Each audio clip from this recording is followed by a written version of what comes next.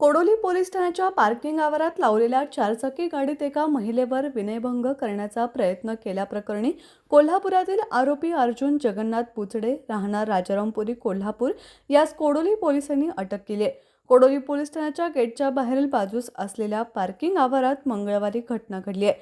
Police ठाण्यासमोरील गेटच्या बाहेर पार्किंगमध्ये लावलेल्या चारचाकी गाडीत एक महिला आपल्या लहान मुलास दूध पाजत गाडीत बसली असताना आरोपी अर्जुन जगन्नाथ बुचडे याने गाडीच्या खिडकीतून आत डोकावून बघितलं।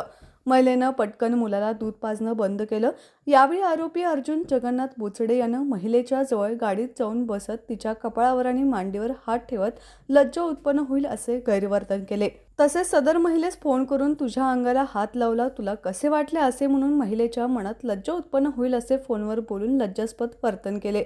महिलेचा पती एका गुन्ह्यातून जामीन घेऊन बाहेर आल्यावर झालेल्या प्रकाराची आपल्या पतीस माहिती देऊन आरोपी अर्जुन बुचडे यांच्या विरोधात झालेल्या प्रकाराबद्दल महिलेने कोडोली पोलिसात कायदेशीर तक्रार दाखल केली आहे।